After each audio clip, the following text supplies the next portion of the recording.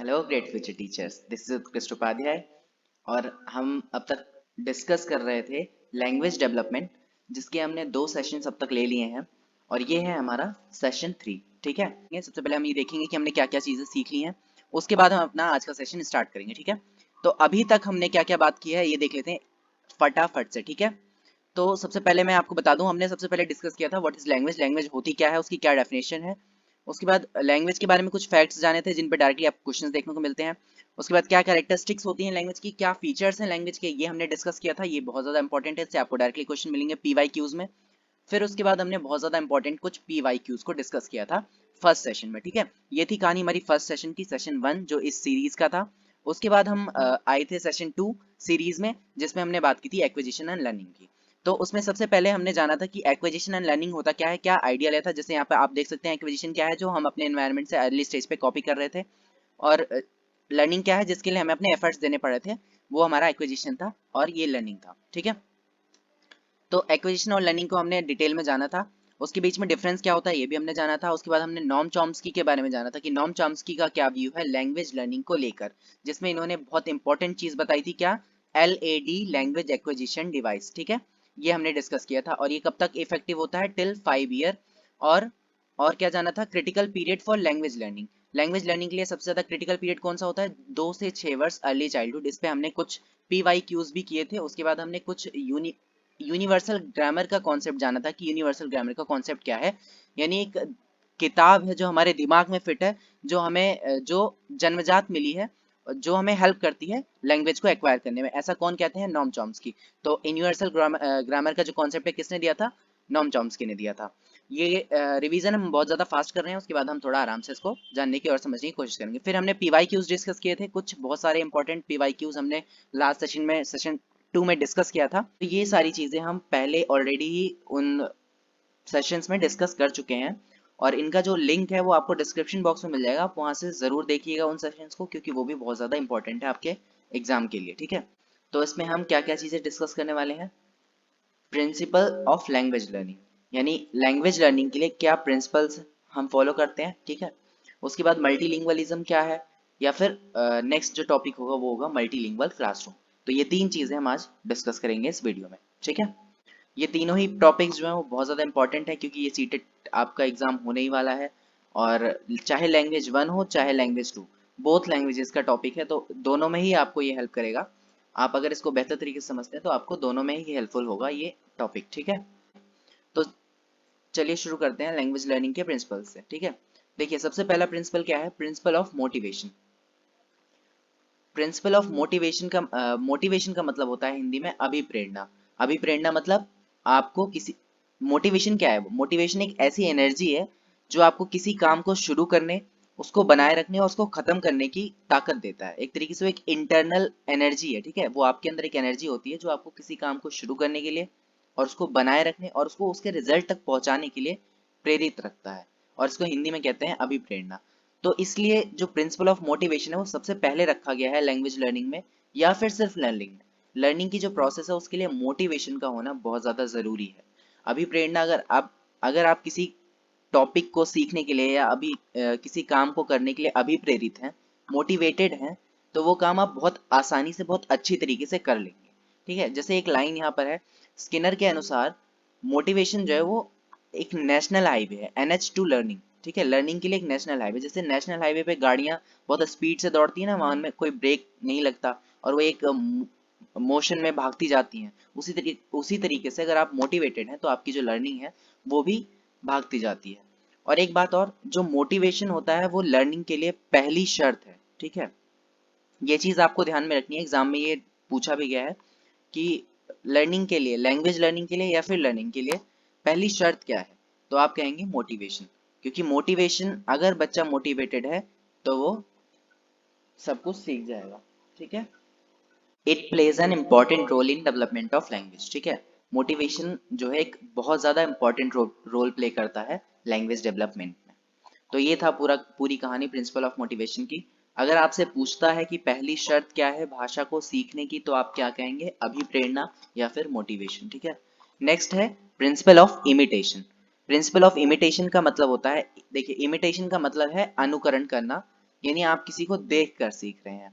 तो जैसे जब एक अध्यापक पढ़ाता है अपने बच्चों को, जब एक टीचर अपने बच्चों को पढ़ाता है, तो बच्चे उसे अपना रोल मॉडल समझने लग जाते हैं। जैसा टीचर बिहेव करता है, जो चीजें टीचर करता है, बच्चे भी उन्हीं का अनुकरण करते हैं। तो इसलिए ये बहुत ज्यादा जरूरी है टीचिंग की प्रोसेस में कि एक टीचर जो है वो एक परफेक्ट रोल मॉडल बने बच्चों के लिए। यानी अगर आप एक लैंग्वेज टीचर हैं तो ये आपके लिए बहुत ज्यादा जरूरी है कि आप वर्ड्स को ठीक तरीके से बोलें।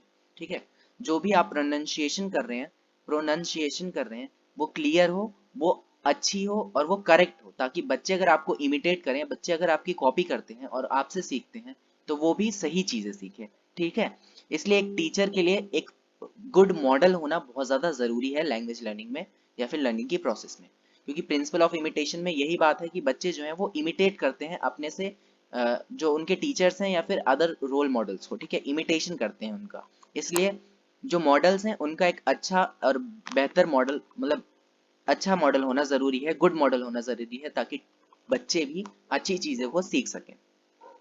यहाँ पर टीचर एक जो एडवांस स्मार्ट लर्निंग है उसका भी यूज कर सकता है। जैसे उनको अदर तरह के जो गुड मॉडल्स हैं, रोल मॉडल्स हैं, उनके सामने वो ला सकता है। जैसे रेडियो के थ्रू उनको वो कुछ चीजें सुना सकता है, या फिर रिकॉर्डिंग्स हो गई, या फिर ग्रामोफोन, या फिर आजकल स्मार्ट क्लासेस हैं। स्मार्ट क्लासेस में वो अच्छी अच्छी चीजें, अच्छी वीडियोस वगैरह दिखाकर बच्चों को अच्छी चीजें सिखाने के लिए प्रेरित कर सकता है। ठीक है, तो जब बच्चे अच्छी चीजें को देखेंगे और गुड रोल मॉडल्स को फॉलो करेंगे, तो उनका जो ये प्रिंसिपल ऑफ इमिटेशन के थ्रू वो ज्यादा बेहतर लैंग्वेज लर्निंग कर पाएंगे। ठीक है, तो ये था principle of imitation.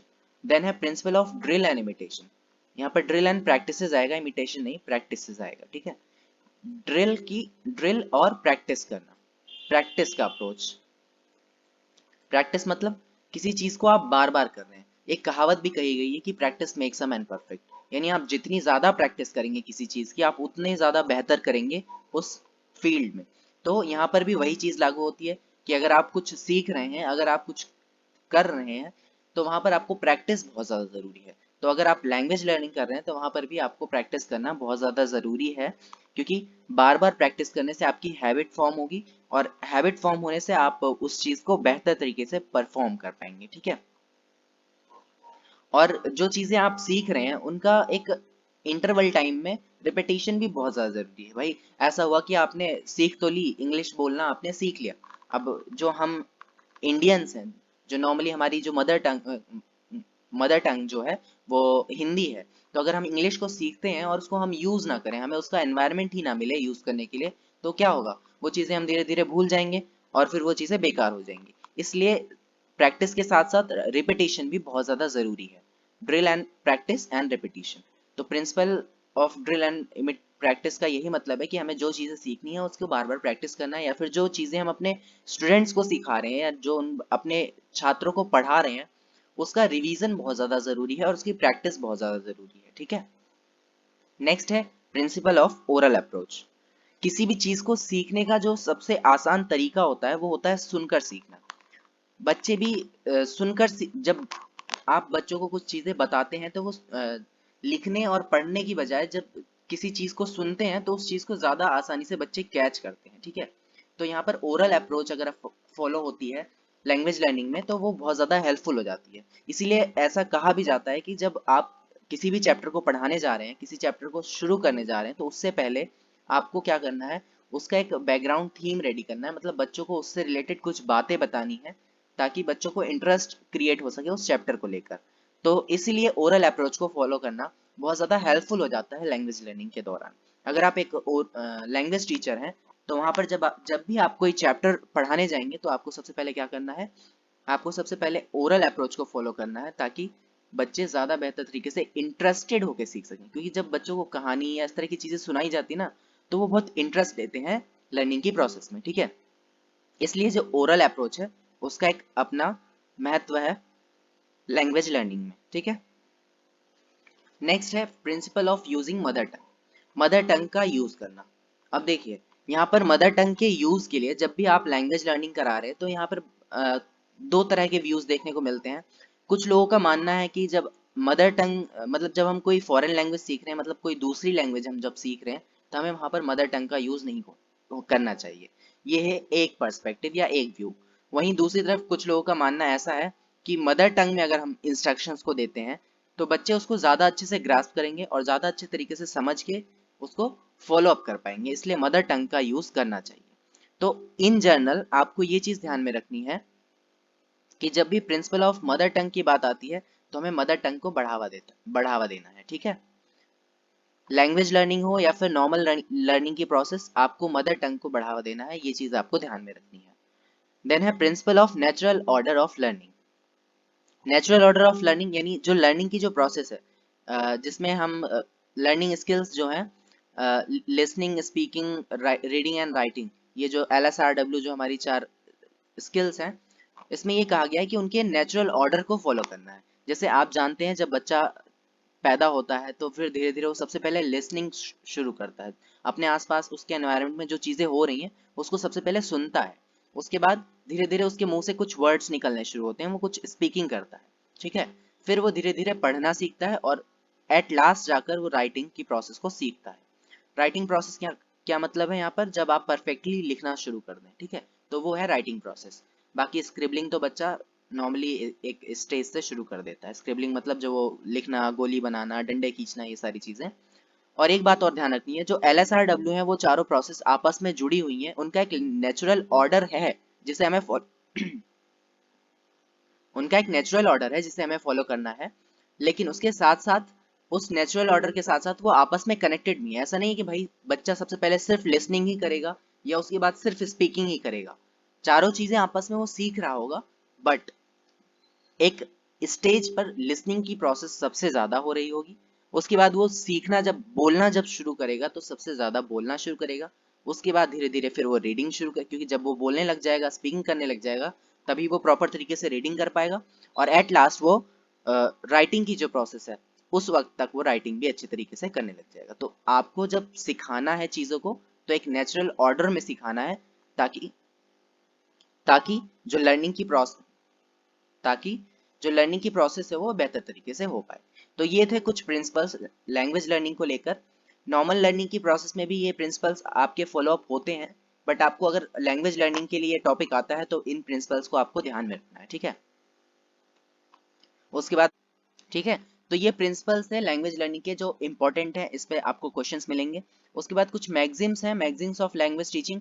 Language teaching के लिए क्या मैगजीम्स हैं, जैसे नोन टू अननोन, ये मैंने आपको पहले भी डिस्कस किया था, पहले भी हमने इसके कुछ क्वेश्चंस किए थे। यानी नोन टू अननोन मतलब जब आप बच्चे को सिखा रहे हैं, बच्चे को आप पढ़ा रहे हैं, तो आप सबसे पहले वो चीजें डिस्कस करेंगे जो बच्चा जानता है, जो बच्चा जिस चीज से फेमिलियर है, जिसको वो जानता है। उसके बाद आप धीरे धीरे उसको अननोन पे लेके आएंगे, ठीक है। जैसे आप अगर उसको पढ़ा रहे हैं एनवायरनमेंट के बारे में, या एनवायरनमेंट के बारे में आप उसको पढ़ाना चाहते हैं, ठीक है, तो आप उसको शुरुआत कहाँ से कर सकते हैं, आपने पेड़ पौधों के बारे में डिस्कस करना शुरू किया, क्योंकि बच्चा तो भाई पेड़ पौधों को बचपन से देख रहा है आसपास, तो पेड़ पौधों के बारे में बच्चे थोड़ा बहुत जानते हैं। फिर आप उसको धीरे धीरे एनवायरनमेंट पे लेके आए, कॉन्सेप्ट पे।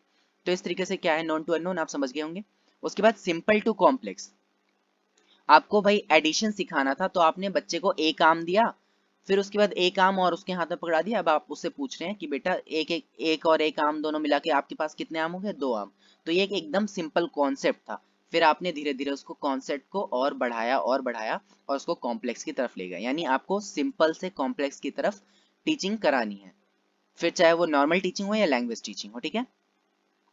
बच्चा भी अगर लैंग्वेज टीचिंग की बात करते हैं तो बच्चा सबसे पहले सिंपल लैंग्वेज सीखता है, भाई आ बोलेगा, फिर बा बोलेगा, फिर माँ बोलेगा, पा बोलेगा, एक एक वर्ड बोलेगा। फिर जैसे जैसे बड़ा होगा फिर 2 वर्ड बोलने लगे, फिर सेंटेंस बोलने लग जाता है, फिर बच्चा स्पीड में बोलने लग जाता है। तो ये क्या है, सिंपल टू कॉम्प्लेक्स। देन है कॉन्क्रीट टू एब्स्ट्रैक्ट। कॉन्क्रीट मतलब जो चीज आपके सामने है, और एब्स्ट्रैक्ट मतलब अमूर्त, जो चीज आपके सामने नहीं है। तो बच्चा बच्चे की जो एब्स्ट्रैक्ट थिंकिंग है वो बाद में डेवलप होती है, पहले उसको कॉन्क्रीट, उसकी जो कॉन्क्रीट थिंकिंग है वो डेवलप होती है। मतलब जो चीज़ें उसके सामने है वो चीज़ तो उसको समझ में आएगी, बट जो चीज़ें उसके सामने नहीं है वो चीज़ उसको सोच, वो उन चीज़ों को सोच नहीं पाता जल्दी। इसलिए आप सबसे पहले क्या करेंगे, पहले कॉन्क्रीट चीज़ों को डिस्कस करेंगे, देन आप एब्स्ट्रैक्ट पे जाएंगे। तो ये है लैंग्वेज टीचिंग का मैगजीम। नॉर्मल टीचिंग के भी यही मैगजीम्स हैं, तो ये सिर्फ आपकी लैंग्वेज टीचिंग में काम नहीं आएंगे। इसको आप अगर समझ के चल रहे हैं अच्छे से, तो इसके बहुत सारे क्वेश्चंस आपको, एक ना एक क्वेश्चन तो आपको इसको देखने का मिलेगा ही मिलेगा। तो ये आपको उसमें भी हेल्प करेगा, ठीक है। नेक्स्ट है इंडक्शन टू डिडक्शन।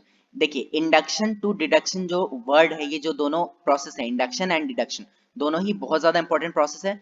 यहाँ पर आपको मतलब ये पूछ ली जाती हैं आसानी से, बहुत जल्दी आपको देखने को मिल जाएंगी। तो इंडक्शन का मतलब होता है कि आप बच्चे को पहले एग्जाम्पल दोगे, उसके बाद आप उसको रूल पे लेके आओगे। ठीक है, इंडक्शन का मतलब इंड्यूस करना, पहले एग्जाम्पल किया दिया, फिर उसको आपने इंड्यूस किया रूल से। ठीक है, ये होता है इंडक्शन मेथड। और डिडक्शन मेथड क्या है कि आपने उसको सबसे पहले रूल बता दिया और उसके बाद रूल से आप उसको एग्जाम्पल लेके गए। पहले आपने उसको डेफिनेशन बता दी, रूल समझा दिए, तब आपने उसको एग्जाम्पल बताया।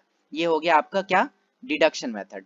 और इंडक्शन मेथड क्या है कि भाई पहले आपने उसको एग्जाम्पल बताया, देन एग्जाम्पल से आप उसको रूल पे लेके गए। तो आपको कौन सा मेथड यूज करना है प्राइमरी लेवल पे और लैंग्वेज टीचिंग वगैरह में, इंडक्शन मेथड यूज करना है, देन आप डिडक्शन मेथड पे जाओगे। देन है होल टू पार्ट, मतलब पहले आपने बड़ी चीज को समझ लिया, फिर आप उसको बच्चे को एक एक करके सारी चीजों को समझाएंगे। ठीक है, तो ये सारे थे मैगजीम्स ऑफ टीचिंग या फिर मैगजीम्स ऑफ लैंग्वेज टीचिंग। ठीक है, तो ये टॉपिक भी बहुत ज्यादा इंपॉर्टेंट है। उसके बाद आता है मल्टीलिंगुअलिज्म या फिर मल्टीलिंगुअल क्लासरूम का कॉन्सेप्ट। तो ये क्या है, इसे भी एक थोड़ी सी देर में जान लेते हैं। ये बहुत इंपॉर्टेंट चीज है और बहुत कॉमन चीज है, बहुत आसान चीज है। ठीक है, मल्टीलिंगुअलिज्म का मतलब मल्टी लैंग्वेज, बहुत सारी language. Multilingual is the most commonly used to describe someone who can speak और अंडरस्टैंड मल्टीपल लैंग्वेज। यानी अगर आप किसी को मल्टीलिंगुअल पर्सन कहते हैं या मल्टीलिंगुअल कहते हैं किसी को, तो वो ऐसा व्यक्ति होगा जो बहुत सारी लैंग्वेजेस को बोल सकता है और आसानी से समझ सकता है, और उसकी एक फ्लुएंसी भी होगी उन लैंग्वेजेस में। ठीक है, तो वो हो गया मल्टीलिंगुअल।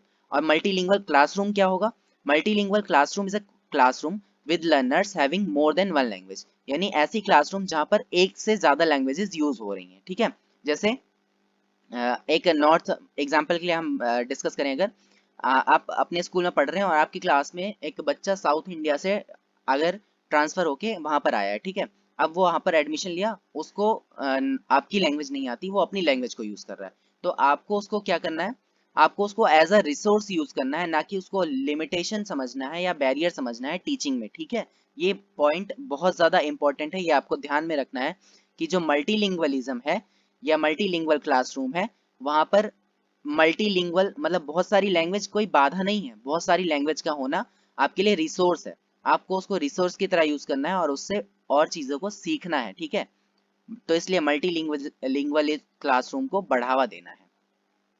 मल्टीलिंगुअल क्लासरूम जो है वो एक पॉजिटिव पॉइंट है, ना कि नेगेटिव पॉइंट। ठीक है, ये आपको ध्यान में रखना है, ये बहुत इंपॉर्टेंट चीज है। अब हम कुछ पीवाईक्यूज देख लेते हैं जो इस टॉपिक से रिलेटेड है। जैसे which one of the following which of the following is a prerequisite to learning a language. अभी मैंने आपको बताया था कि लर्निंग यानी पहली शर्त, लैंग्वेज को सीखने के लिए पहली शर्त क्या है। तो इसके हमने अभी डिस्कस किया था, क्या है ये, मोटिवेशन। मोटिवेशन है अगर आपकी, तो वो लैंग्वेज आप सीख जाएंगे। ठीक है, नेक्स्ट क्वेश्चन देख लेते हैं, which one is not the maxim of teaching from the following. अभी हमने मैक्सिम्स ऑफ टीचिंग पढ़े थे, वहां पर क्या था, सिंपल टू कॉम्प्लेक्स हमने देखा था, डेफिनेट से इनडेफिनेट यानी जो चीजें हैं ये वो ये, कॉन्क्रीट टू एब्स्ट्रैक्ट, और सीन टू अनसीन भी हमने था वहां पर देखा था।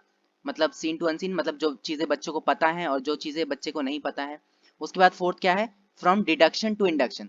अभी हमने वहां पर क्या देखा था, इंडक्शन टू डिडक्शन था, यानी बच्चों को पहले एग्जाम्पल देना है फिर रूल की तरफ लेके जाना है, ये हमने पढ़ा था। लेकिन यहाँ पर उल्टा दिया हुआ है, तो इसमें से कौन सा मैक्सिम नहीं है, फोर्थ वाला मैक्सिम नहीं है, डिडक्शन से इंडक्शन की तरफ हमें नहीं जाना। ठीक है, तो ये इसका आंसर होगा फोर्थ ऑप्शन। और यहाँ पर नॉट यूज हुआ है, ये बात मैंने आपको पहले भी डिस्कस की थी कि जो नॉट वाला क्वेश्चन है उसको आपको थोड़ा ज्यादा ध्यान से समझने की कोशिश करनी है, क्योंकि वहां पर पढ़ने में मिस्टेक हो जाती है, तो आप उसमें गलतियां कर देते हैं। देन नेक्स्ट क्वेश्चन है, which of the following are the maxims of teaching. इसमें से कौन से मैक्सिम्स ऑफ टीचिंग हैं, from known to unknown, from concrete to abstract, from easy to difficult, from whole to part, first and second या first and second, first and fourth, या फिर दूसरा तीसरा चौथा, या फिर ऑल ऑफ दीज। तो कौन से हैं, सारे ही इसमें से मैक्सिमम ऑफ टीचिंग हैं, ऑल ऑफ दीज का हमारा ऑप्शन होगा डी ऑप्शन। ठीक है, नेक्स्ट क्वेश्चन देखते हैं, a Hindi speaking teacher get posted in the primary school which is in the area of Punjab. एक हिंदी स्पीकिंग टीचर है जो हिंदी बोलता है और उसको उसका ट्रांसफर कहाँ कर दिया गया, पंजाब में कर दिया गया, पंजाब में उसको पोस्ट मिल गई। अब since it doesn't know the local language of that area, अब भाई उस टीचर को वहां की लोकल लैंग्वेज तो आती नहीं है, तो उसे क्या करना चाहिए? ही शुड, फर्स्ट ऑप्शन क्या है, use a child's language as a resource and start teaching, then apply for transfer to the Hindi speaking area, या फिर motivate the community to learn Hindi, या फिर कम्युनिकेट इन इंग्लिश। बताइए क्या करना चाहिए उसे? उसे इंग्लिश में बात करनी चाहिए? भाई उसे इंग्लिश आती होगी, वहाँ के लोगों को इंग्लिश आती है नहीं आती है ये जरूरी थोड़ी है, बच्चों को इंग्लिश समझ में आई, ये जरूरी थोड़ी है। तो ये ऑप्शन तो हो नहीं सकता कि वो इंग्लिश यूज कर ले। या फिर वो अपने लिए सिर्फ बाकियों को मोटिवेट नहीं कर सकता कि बाकी लोग हिंदी पढ़ें या बाकी लोग हिंदी सीखें उसकी वजह से। या फिर अप्लाई फॉर ट्रांसफर, ये भी ऑप्शन सही नहीं होगा कि वो ट्रांसफर के लिए अप्लाई कर दे। तो अभी हमने मल्टीलिंगुअल के जो कॉन्सेप्ट है उसमें ये हमने जाना था कि अगर हमें मल्टीलिंगुअल या फिर अदर कोई लैंग्वेज मिलती है या मल्टीलिंगुअल लैंग्वेज मिलती है तो उसको हमें क्या करना है, रिसोर्स की तरह यूज करना है। ठीक है, उसे हिंड्रेंस की तरह यूज नहीं करना, उसे बाधा नहीं समझना है, उसे रिसोर्स की तरह यूज करना है और टीचिंग करना शुरू करना है और धीरे धीरे उस चीज को एक्वायर कर लेंगे। तो इसका ऑप्शन क्या होगा? First option, use a child language as a resource and start teaching. तो ये कुछ क्वेश्चंस थे और पीवाईक्यूज थे जो आज हमने डिस्कस की और ये कॉन्सेप्ट था। इसमें और भी चीजें हम आगे डिस्कस करेंगे। तब तक के लिए जो इसकी पीडीएफ है वो आपको टेलीग्राम चैनल पे मिल जाएगी, उसका जो लिंक है वो मेरे डिस्क्रिप्शन बॉक्स में मिल जाएगा। ठीक है, डिस्क्रिप्शन बॉक्स में जाके आप वहां से टेलीग्राम पे जा सकते हैं और ये पूरा का पूरा जो नोट्स है उसे एक्सेस कर सकते हैं और उसे रिवीजन कर सकते हैं। ठीक है, तो मिलते हैं नेक्स्ट वीडियो में। आपको सेशन पसंद आया हो तो प्लीज़ इसे लाइक ज़रूर कीजिएगा और जो भी नीडी हैं, जो भी सीटेट का एग्ज़ाम देने वाले हों अगर, तो आप उसे शेयर कर सकते हैं। और अगर आप अदर किसी पर्पज़ से यहाँ पर वीडियो को देख रहे हैं तो आप उसे नॉलेज को गेन कीजिए, पढ़ते रहिए। अगर चैनल पर पहली बार आए हैं तो प्लीज़ इसे सब्सक्राइब जरूर कर लीजिएगा। मिलते हैं नेक्स्ट वीडियो में एक नए टॉपिक के साथ। तब तक के लिए अपना ख्याल रखिए। Bye bye, have a good day.